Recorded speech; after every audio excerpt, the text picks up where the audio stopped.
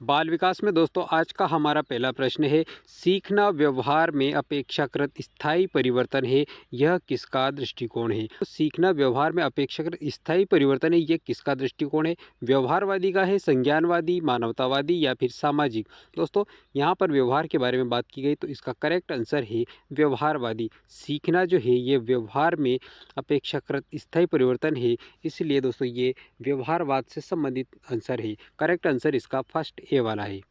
दूसरा प्रश्न है हमारा, कक्षा में व्यक्तिगत भिन्नताओं को ध्यान में रखना किस सिद्धांत पर आधारित है?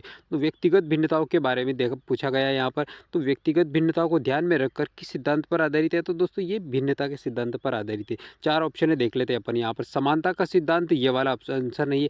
व्यक्तिगत भिन्नता का सिद्धांत, दोस्तों करेक्ट आंसर तो इसका बी वाला है, क्योंकि कक्षा में व्यक्तिगत भिन्नताओं को ध्यान में रखकर रखना ये किस सिद्धांत पर आधारित है? तो ये व्यक्तिगत भिन्नता के सिद्धांत पर आधारित है। करेक्ट आंसर इसका बी वाला है। अनुशासन सिद्धांत, ये वाला इसका आंसर नहीं है। प्रेरणा सिद्धांत भी नहीं है। तो दूसरे प्रश्न का करेक्ट आंसर है दोस्तों व्यक्तिगत भिन्नता का सिद्धांत। बढ़ते हैं अगले प्रश्न की ओर। अगला प्रश्न है जोन ऑफ प्रोक्सिमल डेवलपमेंट यानी जेड किससे संबंधित है? दोस्तों जोन ऑफ प्रोक्सिमल डेवलपमेंट को जेड के नाम से जाना जाता है शॉर्ट रूप में।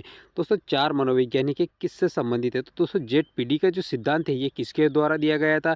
तो जीन पियाजे, लेव वाइगोत्स्की, स्किनर या थार्नडाइक? दोस्तों करेक्ट आंसर है इसका लेव वाइगोत्स्की। वाइगोत्स्की के द्वारा जेड का सिद्धांत दिया गया था। करेक्ट आंसर है इसका बी वाला लेव वाइगोत्स्की।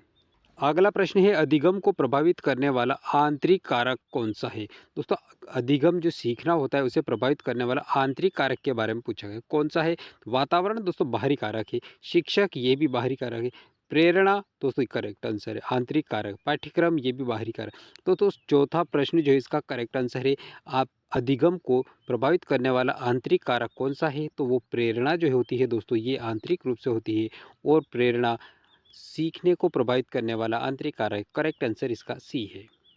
पांचवा प्रश्न दोस्तों, रेनफोर्समेंट का प्रयोग मुख्यतः किस सिद्धांत में होता है? चार आंसर है यहाँ पर। संज्ञानात्मक सिद्धांत, व्यवहारवादी सिद्धांत, मानवतावादी सिद्धांत या फिर सामाजिक सिद्धांत? क्या आंसर है इसका? दोस्तों रेनफोर्समेंट का प्रयोग मुख्यतः किस सिद्धांत से संबंधित? दोस्तों ये व्यवहारवाद से संबंधित है। रेनफोर्समेंट का प्रयोग मुख्यतः व्यवहारवाद से संबंधित है। अगला प्रश्न है दोस्तों, यदि कोई छात्र बिना समझे रटता है तो यह किस प्रकार का अधिगम है? किस प्रकार का अधिगम होगा दोस्तों? तो अर्थपूर्ण अधिगम, यांत्रिक अधिगम, अंतर्दृष्टि अधिगम या प्रेक्षण अधिगम? दोस्तों कोई छात्र किसी भी तथ्य को बिना समझे रटने लगता है तो दोस्तों अर्थपूर्ण अधिगम तो नहीं है। यांत्रिक अधिगम दोस्तों इसका करेक्ट आंसर है। अंतर्दृष्टि अधिगम भी नहीं है दोस्तों, तो ये वाला भी आंसर नहीं है। प्रेक्षण अधिगम भी नहीं है। तो यदि अगर कोई छात्र बिना समझे किसी बात को, किसी तथ्य को रटता है तो दोस्तों वो यांत्रिक अधिगम के अंतर्गत आता है। करेक्ट आंसर इसका बी है। अगला प्रश्न है लर्निंग बाय इंसाइट किसके द्वारा प्रतिपादित है? दोस्तों लर्निंग बाय इंसाइट किसके द्वारा प्रतिपादित है? कोहलर के द्वारा, स्किनर के द्वारा, पावलाव या फिर थार्नडाइक? चार मनोवैज्ञानिक है। Kohler, Skinner, पावलाव, Thorndike. क्या है इसका करेक्ट आंसर? तो दोस्तों सातवें प्रश्न का करेक्ट आंसर है कोहलर। अगला प्रश्न है संज्ञानात्मक विकास का मुख्य आधार क्या है? दोस्तों कॉग्निटिव डेवलपमेंट जो है इसका मुख्य आधार क्या है? वातावरण है, अनुभव, मानसिक क्रियाएं या फिर अनुकरण? क्या है? तो दोस्तों संज्ञानात्मक विकास के कॉग्निटिव डेवलपमेंट के बारे में बात की गई तो ये एक प्रकार की मानसिक निरूपण से संबंधित प्रक्रिया है, और इसका करेक्ट आंसर है मानसिक प्रक्रियाएं। संज्ञानात्मक विकास का मुख्य आधार क्या है? तो ये मानसिक प्रक्रियाएं इसका प्रमुख आधार है।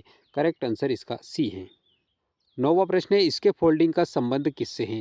दोस्तों इसके फोल्डिंग का संबंध किसके हैं? स्किनर से हैं, लेव वाइगोत्स्की से हैं या फिर जीन पियाजे से हैं, सिगमंड फ्रायड से हैं? चारों मनोवैज्ञानिक में से कौन सा इसका करेक्ट आंसर है? तो दोस्तों इसके फोल्डिंग का संबंध लेव वाइगोत्स्की से है। करेक्ट आंसर इसका बी वाला है। लेव वाइगोत्स्की से संबंधित है इसके फोल्डिंग। अधिगम में ट्रांसफ़र ऑफ लर्निंग का अर्थ क्या है? दोस्तों अधिगम के अंतर्गत ट्रांसफ़र ऑफ लर्निंग का अर्थ क्या होता है?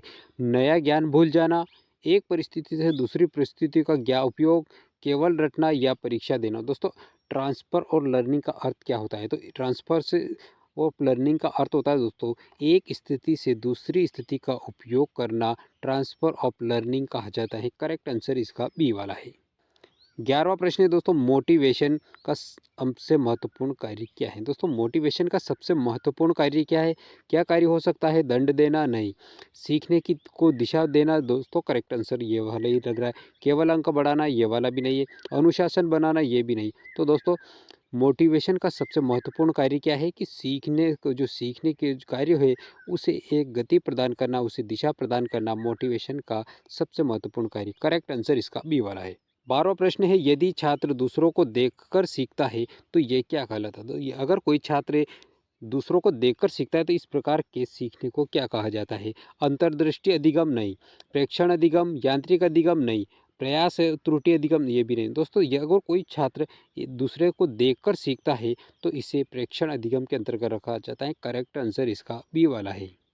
अगला प्रश्न है 13वां प्रश्न, रीडनेस का सिद्धांत किससे जुड़ा है? किससे जुड़ा है रीडनेस का सिद्धांत? थार्नडाइक से, स्किनर, पावलाव या फिर जीन पियाजे? चारों में से क्या आंसर इसका करेक्ट आंसर है? दोस्तों रीडनेस का संबंध किससे है? दोस्तों रीडनेस का संबंध थार्नडाइक से संबंधित है। करेक्ट आंसर इसका फर्स्ट ए वाला है। रीडनेस का सिद्धांत किससे जुड़ा है? तो ये थार्नडाइक के द्वारा दिया गया था। अगला प्रश्न है, शिक्षा मनोविज्ञान का मुख्य फोकस क्या है? शिक्षा मनोविज्ञान का मुख्य फोकस क्या है? तो केवल पाठ्यक्रम, केवल परीक्षा, शिक्षण अधिगम प्रक्रिया या फिर केवल अनुशासन? इसका मुख्य फोकस क्या है दोस्तों? तो शिक्षा मनोविज्ञान का मुख्य फोकस है शिक्षण अधिगम और प्रक्रिया, ये इसका मुख्य फोकस है। अगला प्रश्न है, कंस्ट्रक्टिविज्म का मुख्य विचार क्या है?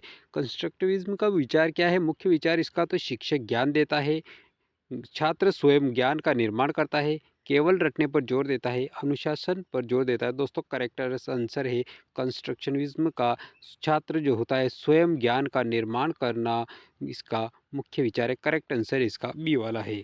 दोस्तों वीडियो आपको पसंद आया तो लाइक कर दीजिए, चैनल को सब्सक्राइब करना मत भूलिए और अपने दोस्तों में वीडियो को ज़्यादा से ज़्यादा शेयर कीजिए जो भी भाई बहन टीचर एग्ज़ाम की तैयारी करें।